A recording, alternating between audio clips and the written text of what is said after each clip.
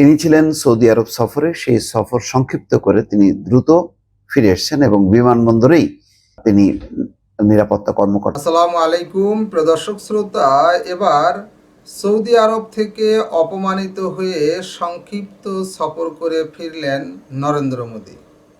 সংক্ষিপ্ত সফরের পেছনে কি কারণ ছিল, গুরুত্বপূর্ণ তথ্য আছে। আশা করি সম্পূর্ণ ভিডিও জুড়েই থাকবেন। চলুন ভিডিওতে বিস্তারিত দেখে আসি। কাশ্মীরে সম্প্রতি একটি বড় ধরনের ঘটনা ঘটেছে। সেখানে পর্যটকদের উপর হামলায় ২৬ জন পর্যটক নিহত হয়েছেন। এই খবরের পরপরই টনক নড়েছে নরেন্দ্র মোদীর। তিনি ছিলেন সৌদি আরব সফরে। সেই সফর সংক্ষিপ্ত করে তিনি দ্রুত ফিরে এসেছেন এবং বিমানবন্দরেই তিনি নিরাপত্তা কর্মকর্তাদের সাথে বৈঠক করেছেন, পরিস্থিতি পর্যালোচনা করেছেন এবং কী পদক্ষেপ হবে সেটার নির্দেশনা দিয়েছেন। এবং ঘটনাটা সারা বিশ্বে বেশ আলোড়ন তৈরি হয়েছে। ডোনাল্ড ট্রাম্প কথা বলেছেন নরেন্দ্র মোদীর সঙ্গে, তার পাশে থাকার সহায়তা দেওয়ার ঘোষণা দিয়েছেন। সৌদি যুবরাজ সালমান শোক প্রকাশ করেছেন এবং দুঃখ প্রকাশ করেছেন। সেখানে পরিস্থিতি যে একটা ভয়ঙ্কর একটা অবস্থা রূপ নিয়েছে এটা বলার অপেক্ষা রাখে না। কাশ্মীর নিয়ে নরেন্দ্র মোদী অনেক দিন থেকে ভুগছেন এবং এই ভোকাটা যে অযৌক্তিক সেটাও বলা যাবে না। তবে তারপরেও ছোটোখাটো কিছু অপারেশন হলেও একসঙ্গে ২৫ জন নিহত হওয়া এটা একটা বড় ঘটনা এবং সাম্প্রতিক সময়ের মধ্যে এত বড় ঘটনা সেখানে ঘটেনি। কাশ্মীর নিয়ে একটা উত্তেজনা ছিল।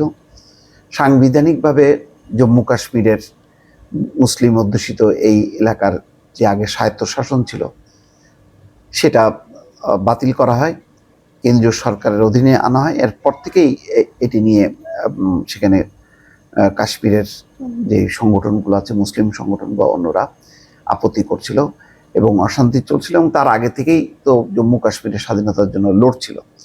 সব মিলে একটা ঘোলাটে পরিস্থিতি এবং এই সব ব্যাপারগুলোতে যেটা হয় যে একটা জাতীয় ঐক্যের মধ্য দিয়ে একটা সিদ্ধান্ত নেওয়া, সেটা হয়নি। ওই যে তার সংখ্যাগরিষ্ঠতার জোরে স্বায়ত্তশাসনটা বাতিল করার পর একমাত্র এটাই ছিল এক ধরনের জম্মু কাশ্মীরের একটা আলাদা স্বায়ত্তশাসন, সেটার মধ্য দিয়ে তাদের একটা অধিকার সংরক্ষণ করা হতো। এবং এটা বাতিল করার পরে সেখানে পরিস্থিতি আরও নাজুক হয়েছে। সৌদি আরবে নিযুক্ত ভারতীয় রাষ্ট্রদূত সুহেল আজাজ খান বলেন, কাশ্মীরের সাম্প্রতিক সন্ত্রাসী হামলার বিষয়ে আলোচনা হয়েছে এবং সৌদি যুবরাজ এই হামলার নিন্দা করেছেন। সন্ত্রাস বিরোধী সহযোগিতায় ভারত এবং সৌদি আরব একসাথে কাজ করছে। যাক, এখন দেশে ফেরার পর কি তারা পদক্ষেপ নেয়, আদৌ এটা শান্তি ফিরে আনতে পারবে কিনা, কাশ্মীরের যারা নেতৃবৃন্দ আছেন তাদের সাথে সমঝোতা করে একটা শান্তি স্থাপনে পদক্ষেপ নেবেন নাকি অব্যাহত অভিযানের মধ্য দিয়ে সেটি নির্মূল করা হবে, সেটা অন্য বিষয়। এর মধ্যেই ভারতীয় গণমাধ্যমের খবর যে সেখানে পাকিস্তানের একটা সংযুক্ততা আছে। ৫ জন নাকি পাকিস্তানি জঙ্গি ছদ্মবেশে আসে এবং তারা এই ঘটনা করেছেন। যাক, এইটা নিয়ে অনেক রকম রাজনীতি বলা হবে। তবে কাশ্মীর নিয়ে একটা বড় ধরনের বিপাকে পড়লো এবং চ্যালেঞ্জের মধ্যে পড়লো নরেন্দ্র মোদী, এটা বলার অপেক্ষা রাখে না। দর্শক ভালো থাকবেন, আল্লাহ হাফেজ। দর্শক শ্রোতা, এই বিষয়ে আপনার মতামত থাকলে লিখতে পারেন কমেন্ট বক্সে আপনার মতামত। আজকে এই পর্যন্তই, আল্লাহ হাফেজ।